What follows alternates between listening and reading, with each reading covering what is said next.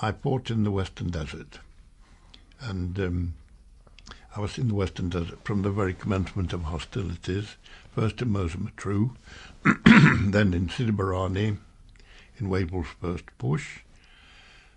I served right through the siege of Tobruk, the whole 9 months, and then we refitted, moved up the desert, and the regiment was ordered to fight a rearguard action and to fight to the last man and the last round, which we did.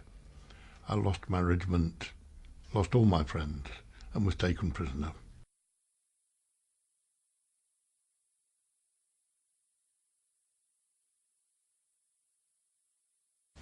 That girl in the peach has remained with me all my life. I can barely think of her without emotion. Yet I don't know her, don't know her name. All I know, I just mentioned that we were dragged across Libya.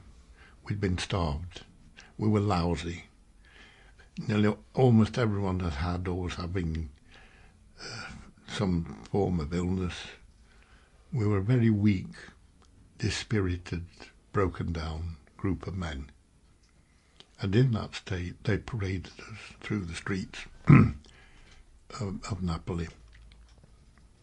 And they had been told, this is the British Army, look at them. So, a bit propaganda, of course.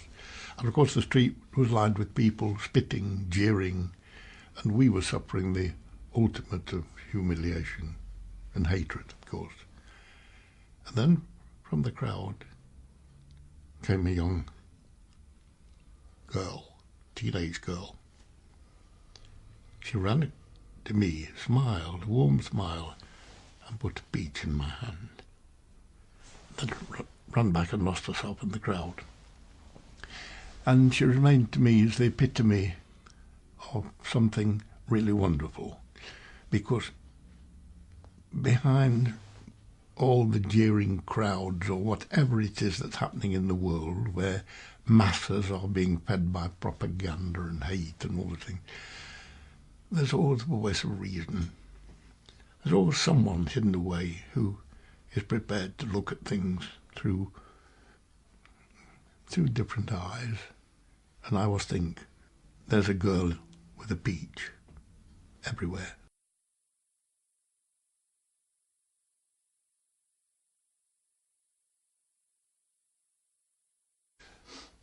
Sforza had been taken over as a concentration camp by the fascisti, and it had previously been a magazzina, what's the English word, warehouse. It had been warehouses. The floors were concrete. They were huge spaces, empty spaces for storing goods, into which they had placed hundreds of wooden bunks, 3-tiered bunks. After the war, I went to Dachau to look around, and they had the identical bunks, the same things, identical, same plan. 3 tiers, and they were put so close together that to walk between the aisles, you had to walk sideways. In other words, we were just packed in, humanity. And the bed was slats of wood with spaces, and no mattress or anything. You lay on the slats, and the pillow was a wooden piece of wood slanting. It was the epitome of discomfort, and that is where we lived. We were packed in like sardines, and there were lights, electric lights, which were never turned off. So we never knew darkness. We never knew privacy. It was a terrible place to be. And cold? Another thing, a lot of English people think of Italy as being a place of lovely warm sunshine, which of course it is in the summer. But you can't spend the winter in Italy. You find something different, as the British Army found in that winter of the war. Now, it can be very, very cold in Italy. You can have snow, you can have frost, it can be cold. And we had no heating, and we were still wearing, for a lot of the winter, in the rags that we were still wearing from being taken prisoner in the desert, shorts and shirts. They did give us a serge uniform of some kind in the middle of that winter, but it was dreadfully cold and men were dying like flies. It really was starvation. But I make a point here, nobody ever dies of starvation. You die of nephritis or pneumonia. In other words, your body becomes so weak you fall prey to some illness. And they were dying through that winter between 7 and 10 every day, and they're all young men, remember. It was a very terrible place to be.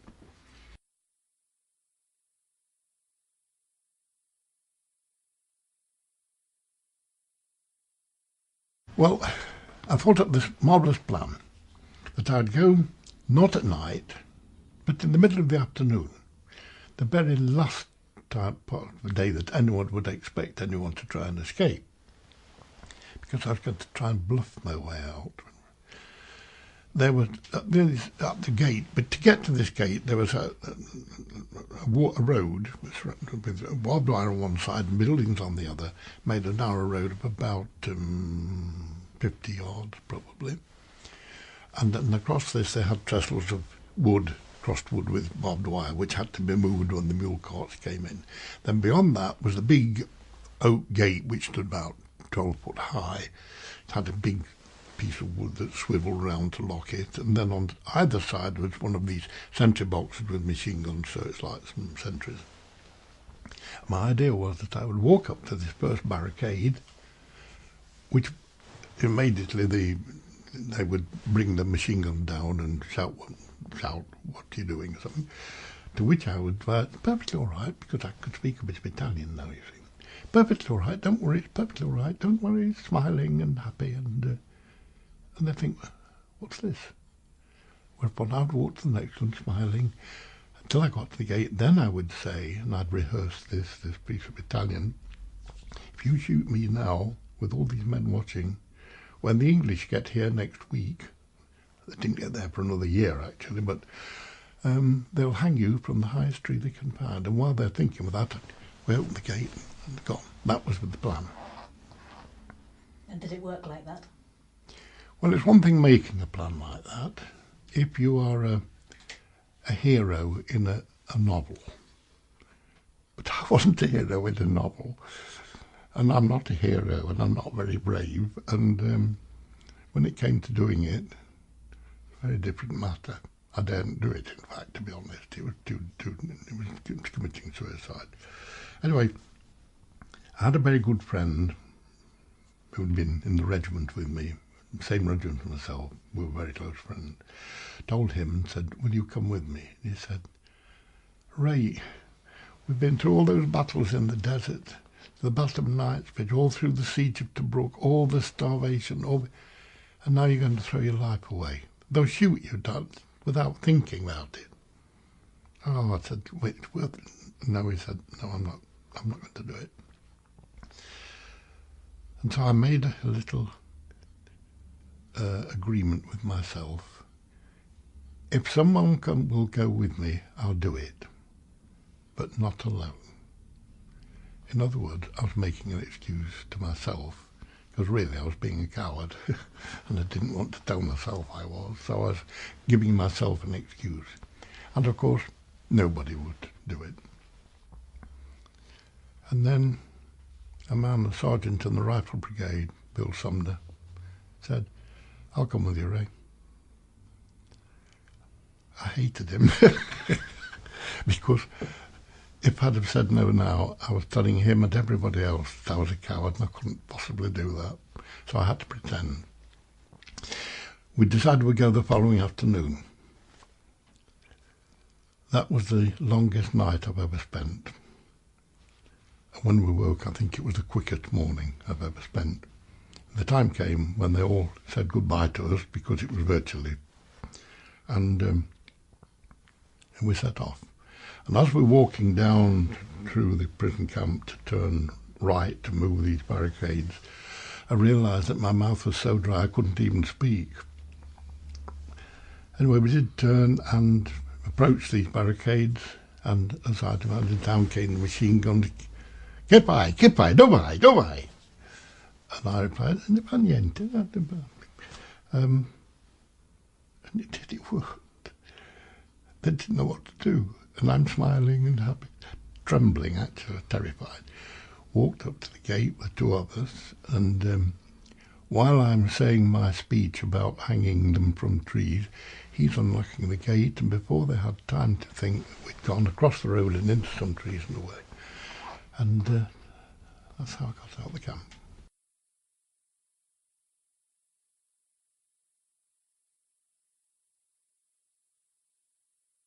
Oh my word, yes.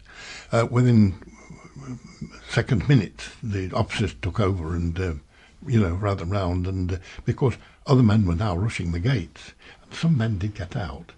I did hear later that some men were killed that time, and that one or two did escape. But by this time, we had gone through the trees. But all the time I've been in the camp, I'd had a puzzle. There was a hill on the other side of the camp, quite a high hill, and I'd spent many hours looking at this hill and watched the farmer, the local Condini, ploughing the land and so on, watched it through the seasons, because we'd been in there over a year. And I wondered what lay beyond this hill. And it became a thing with me. I'd got to know. I imagined all sorts of things. I've always been a very imaginative person and a daydreamer. Still am, I think. So instead of making clear our escape, I insisted that we circle the camp because I'd got to know what was on the other side of this hill. Ridiculous looking back. We had to ford a river, and when we were running up this hill, of course, by this time they could see us and there was a weight to it all, and they started a machine gun, but we were some distance away now, but we could hear the bullets whizzing past, which is reminiscent of times in the desert, listening to bullets. But we did get over the top of the hill in safety and ran, till we fell down exhausted in the red mist. And then I eventually turned over and looked up, and there was a bunch of grapes. I was in a vineyard. They weren't ripe, it was only August, but they were nice for us. That's how I escaped.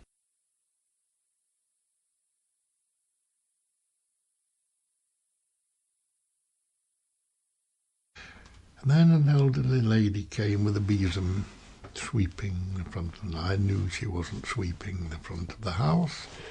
She was coming to look at us. And she said, "Who are you? Who are you?" And I spoke in Italian, obviously. I looked at her and I thought, I can't tell this lady a lie. So I said, "Signora, we are the enemy. We are 2 English soldiers. We've escaped from a prison camp." Expecting her to call her husband and fetch the carabinieri, and with that, to my utter amazement, she said, "Okay, all right. We shall be eating shortly. Ne fa niente, fra poco mangiamo." I couldn't believe it. And so later the men and the women came back from where they'd been working, and they all came and looked at us, and then taken upstairs to a room called the Sala di Pranzo, which meant the dining room, and there was a table laid with a cloth. And to cut this long story short, I found myself sitting at a table piled with bread and food, and had a marvellous, marvellous meal. It was heaven. And everyone was talking. My poor old Italian had to come in, and by the time the evening finished, I'd realised that I was with some very nice people. And then the old man said, "Come with me," and he had a lantern. And he took me along a corridor and into a bedroom, and there was a bed with sheets and pillowcases. And I was waiting for him to get something, and he said this. And I said, "Oh, no, we don't sleep in beds." And to me I didn't, because I don't think I'd slept in a bed for 3 years. been sleeping in the desert and on. He said, where do you sleep? I said, we'll sleep in the stala, Koleaki, with the animals, with the beast. And he said, you're sleeping in this bed. And so we did. And so what a marvellous thing to be getting. We were dirty, obviously, took all our clothes off, got in naked into this bed together. Oh, fantastic, and slept. And when I woke up, my clothes had all been washed and ironed from the side of the bed. We got up and went downstairs, and it was 4 o'clock in the afternoon. We slept all night and all day, very exhausted.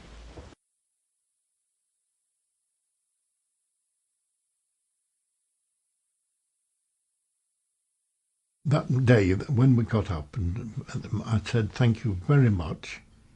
Grazie molto, molto grazie. Thank you very much. We're very grateful. Siamo pieno di gratitudine. And we were. We were clean, we were fed, and we go. And she said, this is the lady, I'll tell you her name in a minute. She said to me, where are you going? So I said, I don't know.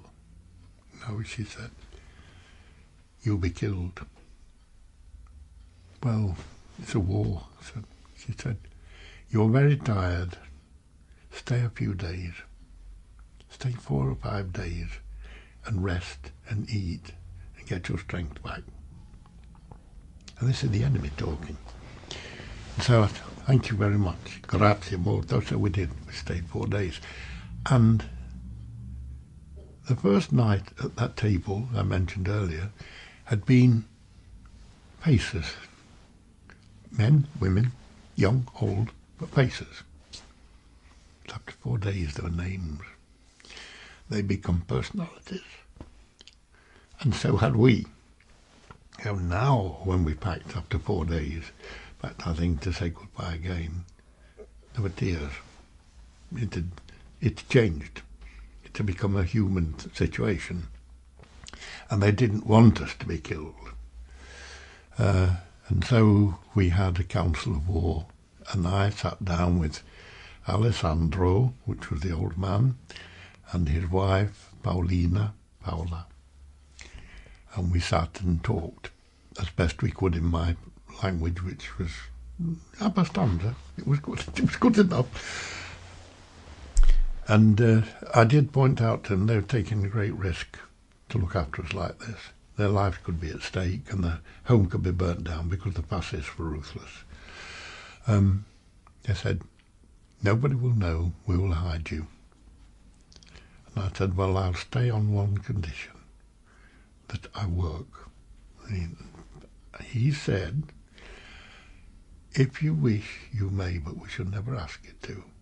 They never ever did. And that man, Alessandro, became Babu, which means dad. And Paulina became Mama. So I was to live with them for nearly a year, 9 months, and they hid.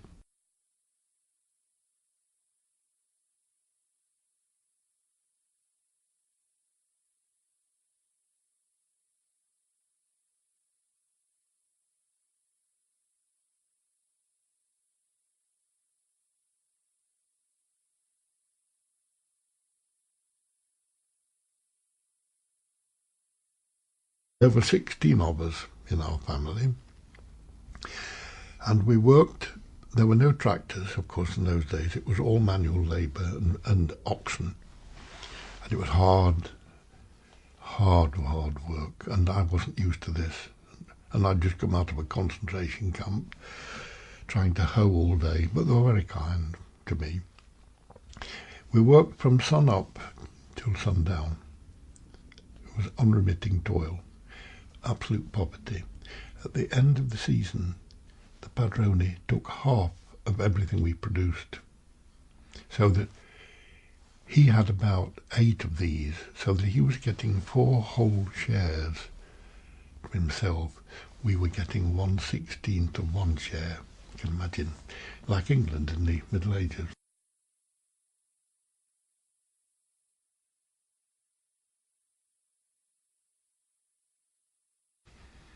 Sant'Angelo in Pontano. You probably know it. Let's go into the town. Now this was silly.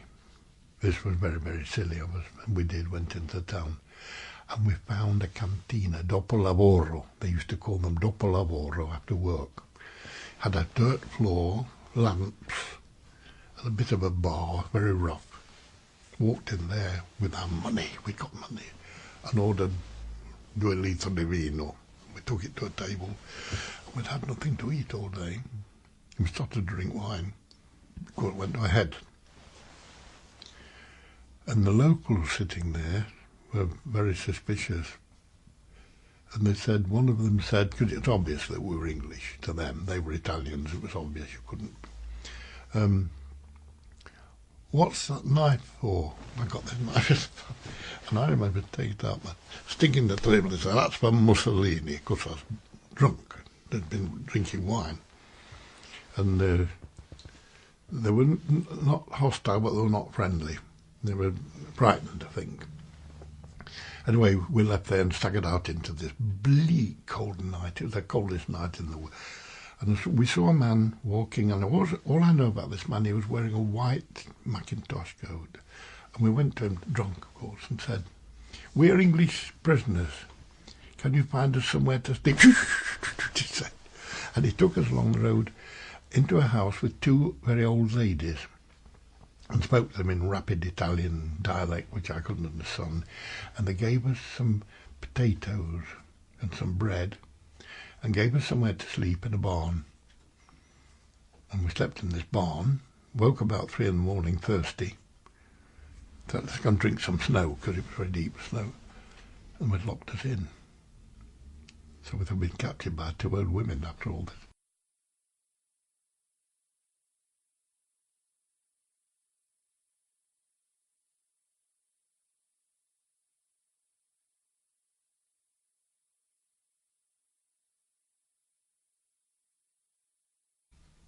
The Royal Air Force dropped some parachutes.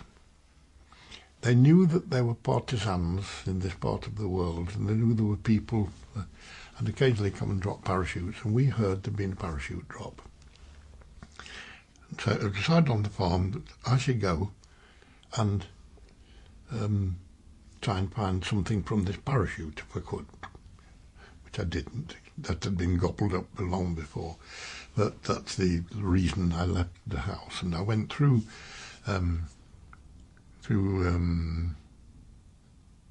Montapone, Montevedon Corrado, and down. I never ever went into Monte Giorgio. It was too dangerous, too big a town.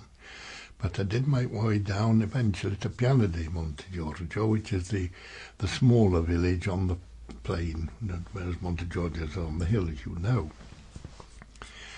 And I got some money, because they'd given me from the farm a bit of money to go with, to try and get. And so I thought, I'm going in the pub, the Dopo Lavoro. So I went in the canteen, and of course I'm barefoot, dressed like a peasant. Walking there, it was busy, very crude, busy, and there only one place to sit. And at that table were sitting 2 German soldiers. Well, all right, I'm an Italian peasant. So I walked down, Sera, and they could speak the odd word of Italian, of course, they could, buonasera. Ordered my wine, sitting there, talking to them, and they're talking in pidgin Italian, and we were nicely comfortable getting on, and then one of them said, where do you come from? And I said, Nottingham. They said, how did you know I was English? He said, you look English. You don't look a bit like an Italian. You don't walk like an Italian. You don't talk like an Italian. You've got blue eyes. You've got fair hair. You're obvious what you are. You're English. Oh, hopeless. They said, they could speak fluent English, by the way. Both of them could speak good English. And they said, don't worry. we're soldiers as well. I'm an escaped prisoner, said, yeah. They said, good luck.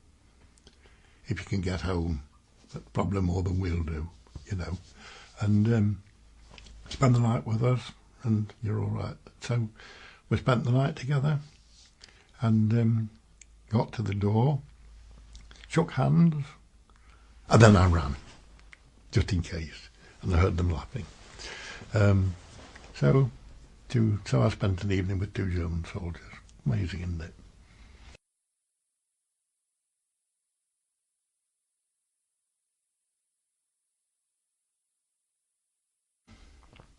He was a little man, and he'd been a pronounced fascist in this little town, in the pianid of Massa Pomana. And he was hated by many of the local people. I ought to break off here, don't forget, I lived there for all that time, and by this time I'm very well known, and nobody betrayed me. And I was known in the district very well, and now looking back, nobody ever betrayed me. A lot of people knew me, including this man. And he invited me for dinner, which is a thing he would never have done. And so I went, knowing why, because this was very late in the time and the British were advancing, and it was going to be a matter of weeks before the Allies took over that part of Italy. And he wanted me to write a letter in case they, got him because he was a fascist. So I had my meal and plenty of wine, and I ate as much as I possibly could, and then I wrote his letter for him, in English, of course, which he couldn't read. I put, to whoever receives this letter, point out that this man has been a pronounced fascist, a great supporter of Mussolini. He's been a terror of the local people. My suggestion is that you take him to the nearest tree and hang him. And please give my best wishes to Winston Churchill when next you see him. It'll look nonsense, of course. And he thanked me very profusely. And I often wonder what officer he handed this to, really, because they wouldn't have harmed him anyway, you know. Oh, dear. Yeah.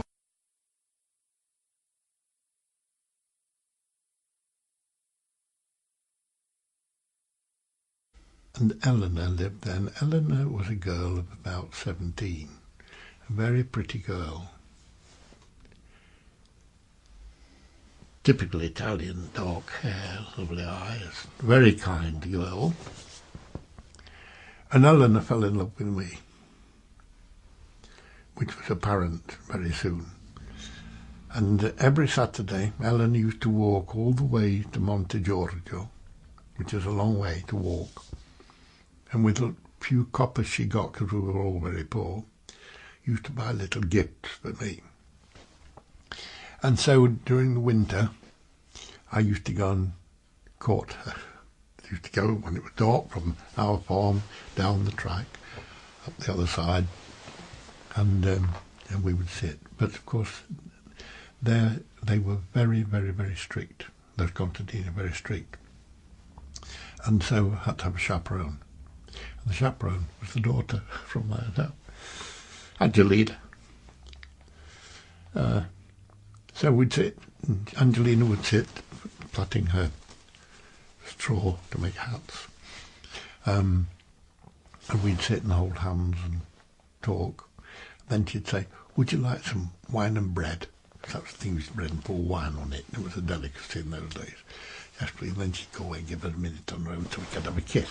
That was what it went. Dear Lola. One night, during the winter, the fascists came, and they came to their house first, banging on the door, and anyone they got, they shot them. If they got in the... They weren't so much looking for escaped prisoners, they were looking for young Italians who should be in the army and who didn't, had run away. But if they found any Englishmen, that was it, they just shot them. It was deep snow, and Ellen, her name was, we called her Lella, and her cousin, young cousin, a bit younger than she, whose name was Nerina, same name as my daughter, They climbed out of their bedroom window in their night clothes, with the fascists banging through the house, slid down the roof of a barn, dropped onto the ground and ran across the field in their nighties and bare feet through the snow. If the fascists had seen that I shot them, round to our farm, banged on the door, said, "Rondo Rimondo, andare via. I fascisti." Saved my life. Marvellous. 2 young girls.